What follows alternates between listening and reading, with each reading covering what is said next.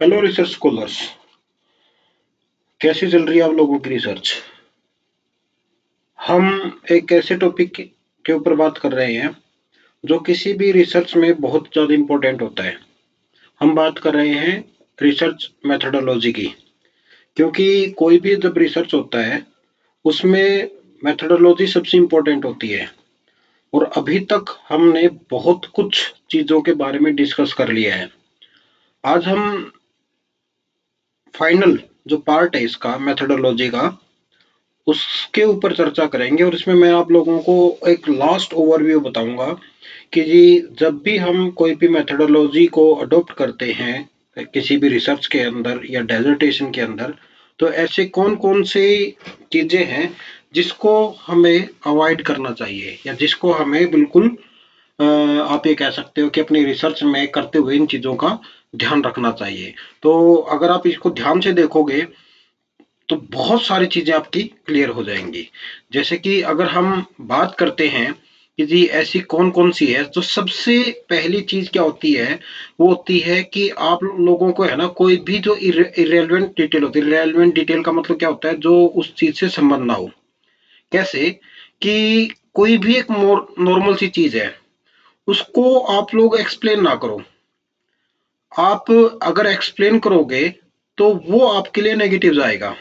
Negative क्यों जाएगा?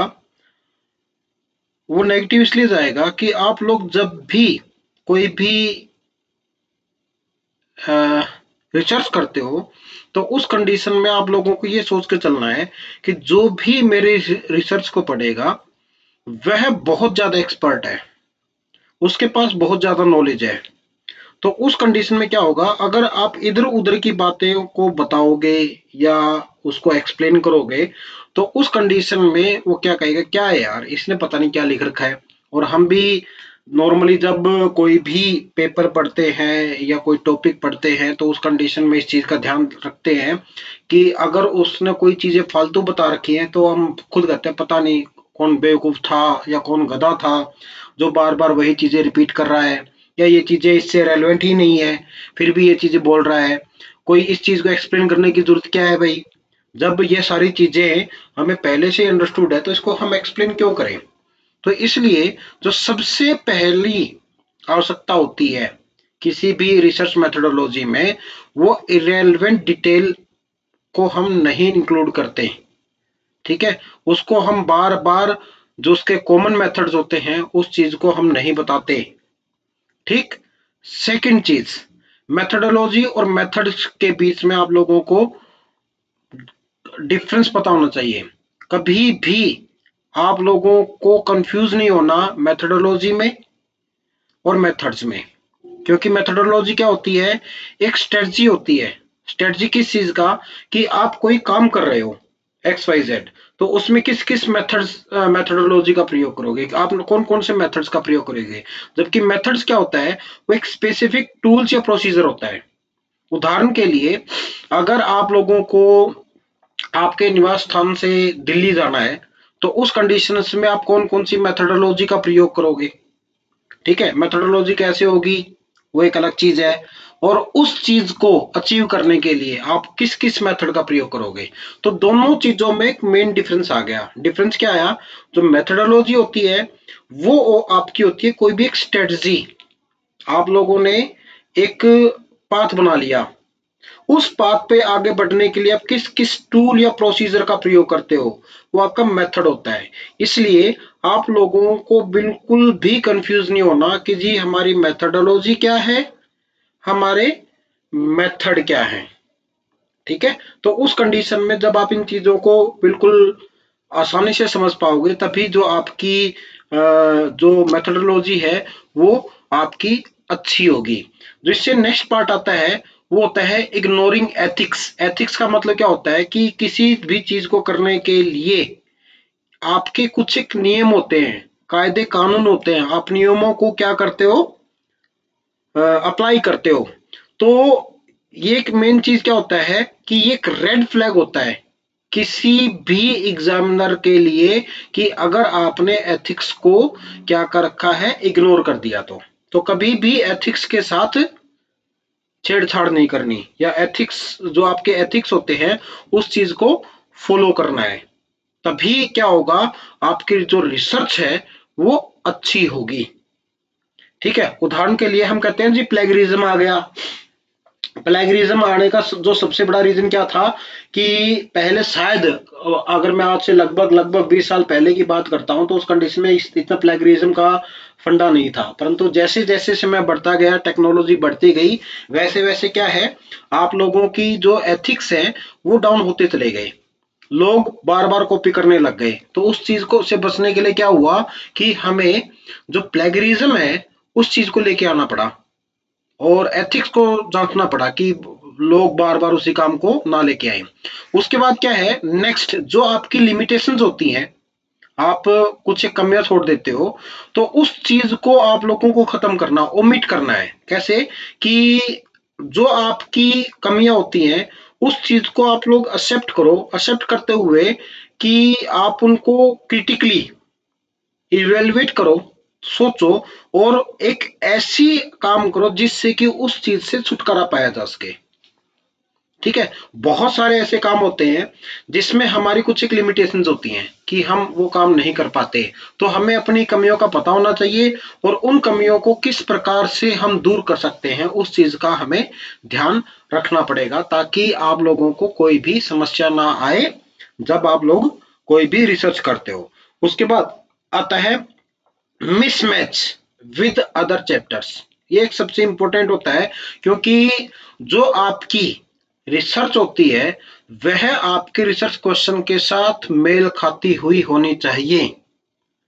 ठीक है, वो क्या होगा, अगर आपने आपके जो चैप्टर वाइज है, चैप्टराइजेशन किया हुआ है, चैप्टर के अनुसार आप लोग उस चीज को कर रहे हो, तो उस कंडीशन में जो आपके स्टार्टिंग में रिसर्च क्वेश्चन था उसके अनुसार ही रिजल्ट आए।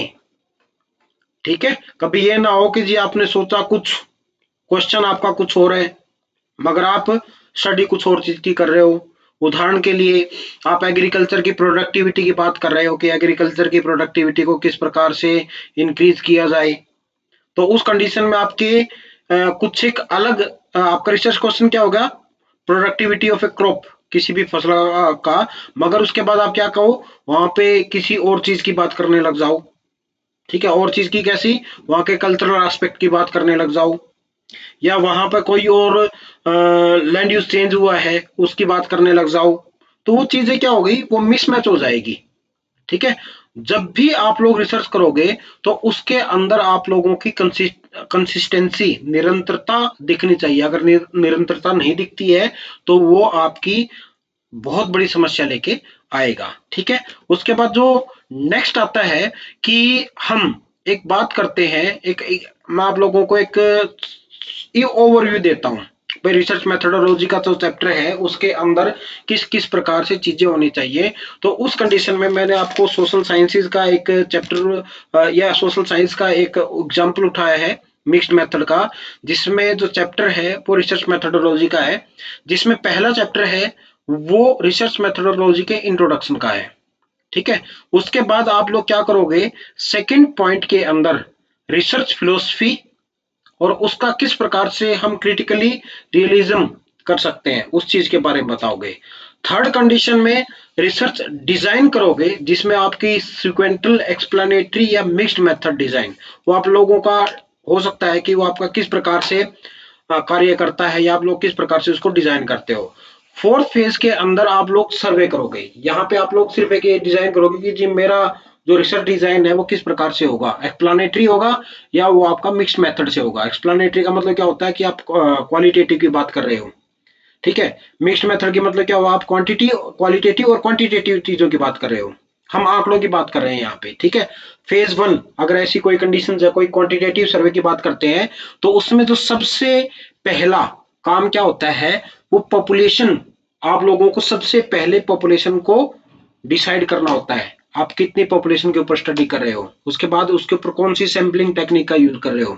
नॉर्मल कंडीशन में जो मिनिमम सैंपलिंग डाटा होता है वो होता है लगभग 200 का, 200 से कम आपका जो पॉपुलेशन साइज है वो नहीं होना चाहिए। उससे ज्यादा के ज्यादा होगा तो आप लोगों को अच्छे रिजल्ट मिलेंगे। तो इसमें एक एग्जांपल दिया गया है कि आपका जो सैंपलिंग टेक्निक है वो स्ट्रेटिफाइड रैंडम होगा और उसमें जो पॉपुलेशन साइज है वो 400 होगा।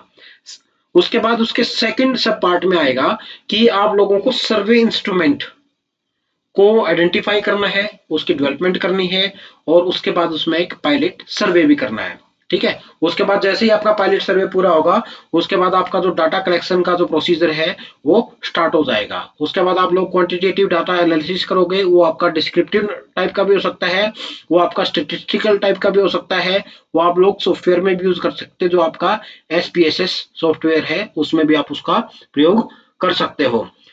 सेकंड जो फेज होता है वो होता है क्वालिटेटिव केस स्टडी।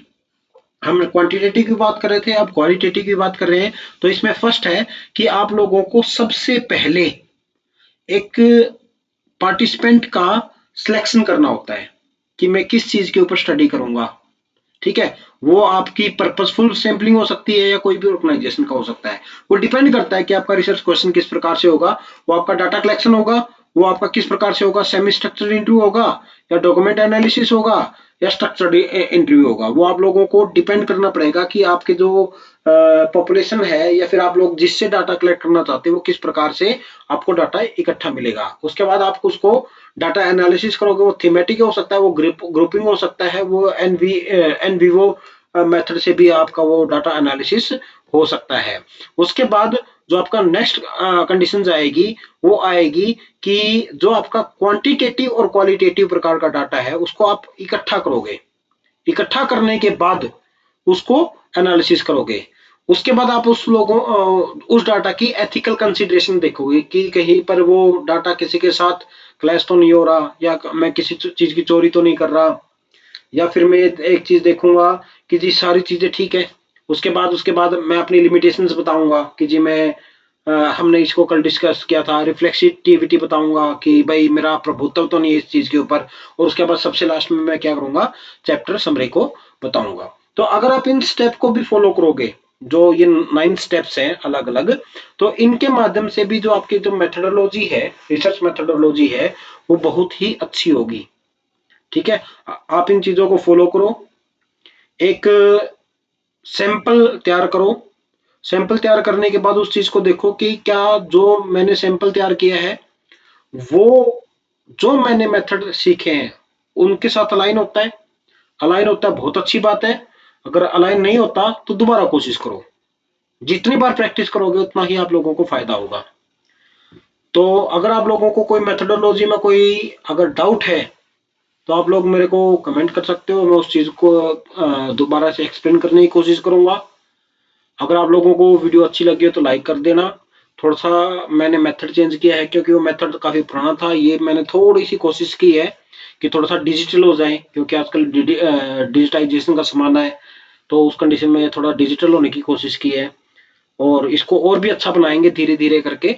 आप लोगों का सहयोग रहा तो आप लोग सहयोग करते रहिए, लाइक करते रहिए, सब्सक्राइब करते रहिए, लोगों के बीच में शेयर करते रहिए और नॉलेज को बिखेरते रहिए। इन्हीं शब्दों के साथ बहुत बहुत धन्यवाद।